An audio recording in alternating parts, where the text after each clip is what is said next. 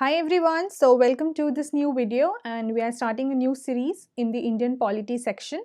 We have already covered a couple of videos in the Indian polity section earlier. We did a few chapters from the book Lakshmikant and that is already available on the channel, that is what you can see.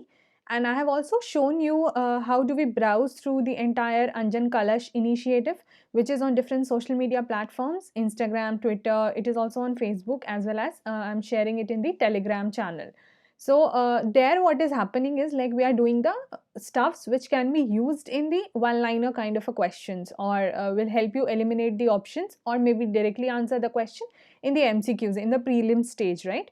So like we have done the schedules, all the schedules of the constitution in one video each, and then we have also covered 3 videos on preamble. So the entire preamble, the crux of the entire preamble is covered in 3 video of almost one minute each. So the prelims perspective, from the prelims perspective, I'm doing the things on the social media platform in the Anjan Kalas series, and I may not be sharing the same stuffs here, and here I'll be making the longer videos. So let's start without wasting much time. And so we are starting with the articles of the Constitution of India, and we'll be covering the entire article, all the articles one by one, and we'll be seeing how do we classify them into different parts and how it is already done in the Constitution. So definitely it is going to be a longer series, but I'll try to post as soon as possible all the videos of these article series. So let's start. So first of all, we are seeing about articles 1 to 4 in the Constitution, right? So articles 1 to 4, it talks about, although alright, as you know, I'm just continuing this video. If you have the original Constitution with you, a hard copy, soft copy, whatever, so you can please pause this video and get that in front of you, so that whenever I'm reading the article along, because I've not written the exact wordings, I've not written it verbatim, the articles. So if you'll refer it from the videos, from the text, original text, that would really be helpful. So now let's proceed. So articles 1 to 4 of the Constitution of India is basically the part 1 of the Constitution. It deals with union and its territory. Now let's see all these articles one by one and let's try to understand what they have actually given in the, or what the Constitution makers have already given in the these articles. Now, when we start with Article 1, it says, the heading is Name and Territory of the Union. This is the name of this particular article. Now, the first point, the first clause in the Article 1 says India, that is Bharat. So, we have two names, right? India and Bharat for our country. Shall be a union of states. So, here we are not talking about the federation of states, right? Here we are talking about the union of states. What is the difference between the two, and why do we not call it as a federation and union? We'll just see in some while. Then the second clause of Article 1 says, the states and the territories thereof shall be as specified in the first schedule. So you need to remember, where are the states and the territories specified? They are specified in the first schedule of the Constitution of India. The third clause says the territory of India. So what all things are coming under, or what are the things included in the territory of India? So it talks about the territories of the states, the union territories, all these are specified in the first schedule, and any territory which is acquired. So it also says that such other territories as may be acquired, right? So this is the entire content of Article 1 of the Constitution of India. Now, so according to Dr. B.R. Ambedkar, why have we used the phrase union of states and not, you see here union of states and not federation of states? So according to him, it is basically because of two major reasons. One, because the Indian Federation is not the result of an agreement among the states like the American Federation. Now, if you have done American Revolution, you would be knowing about it, right? So 13 states, they combined together and then we called it as like United States of America. So in that case, they have come together, they have formed an agreement and they have come together. So that is American Federation. But in the case of India, what is happening, these grouping of states, as we call it collectively as a country, it is not result of an agreement. They have not signed any agreement and they have come together. So that is one reason why it is called as union. The second is that in the case of India, there is no right which is there with the states so that they can secede from the federation, which means they can make themselves away, you can say remove themselves from this entire grouping. That is not the possibility here. So these are the two major reasons why we call it as union of states, right? And if we talk about federation, so that is an union because that is indestructible. So here we have to remember this entire terminology, why union, and then the two names, and that they are specified in the first schedule of the constitution, and what are the things that are coming under, or what are the things included within the territory of India. It was all about Article 1 of the constitution. Let's move on to see Article 2 of the Constitution. So it reads as admission or establishment of new states. Now it says that Parliament may by law admit into the union. So if we are admitting any state, right, अगर कोई state है उसको हम admit कर रहे हैं और अपने state में लाके, union में लाके. So if we are admitting any state into the union, so Parliament can do that by law, or Parliament may by law can also establish. Okay, admission is different thing. You are admitting the existing state into the union, or you can also establish a new state on such terms and conditions as it thinks fit. This is the crux of the Article 2. Moving on to Article 3, it says formation of, this is the entire heading of Article 3, formation of new states and alteration of areas, boundaries or names of the existing states.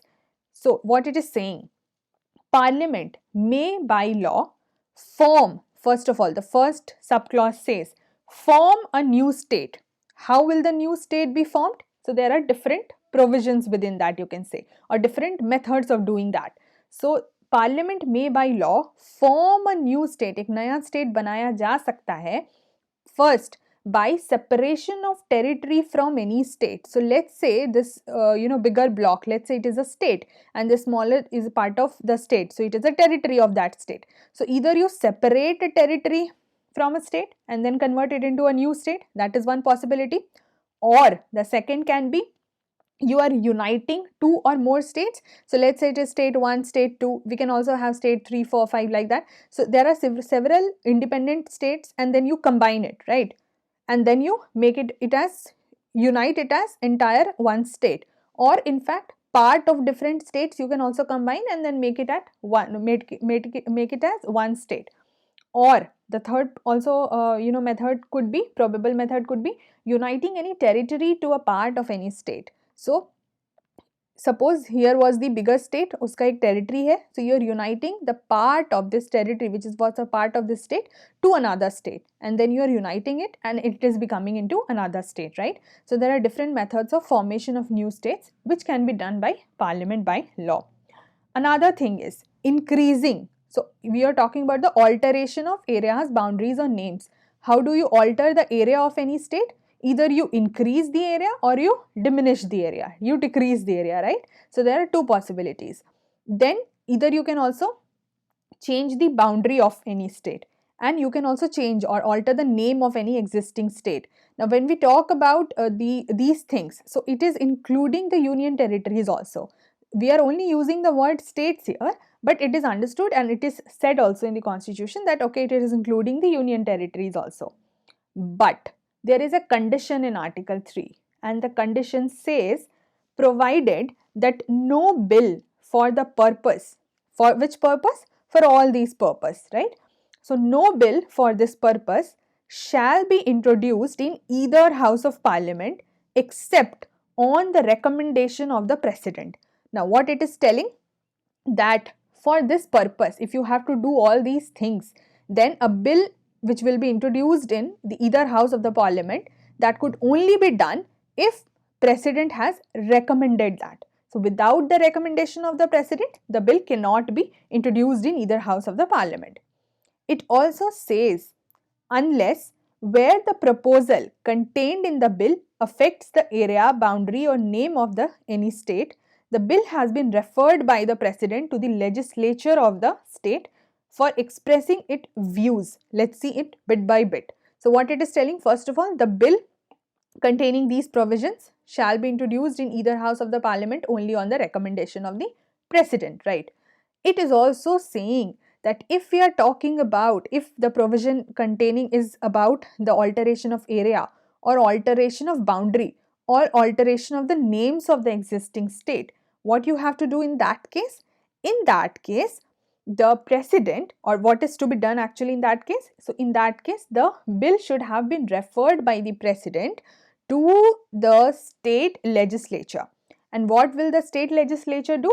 The state legislature would express their views, the period could be specified in the reference, or whatever period the president may allow for this purpose, right? So the state would tell about the views, you can say, or express the views on this particular matter, whether they are ready with the areas, boundaries, and names, alteration of all these things. Now what we need to remember is that when we talk about these aspects, then the states already includes the union territories. But when we are talking about the president referring the bill to the state legislature with respect to alteration in areas, boundaries or names, then it is not about union territories. Union territories को कोई reference नहीं देना है, कोई refer नहीं करना है president को bill, ठीक है? It is only about the state. So here union territory, it is without union territory, and in this case it is including the union territory. I hope that's clear.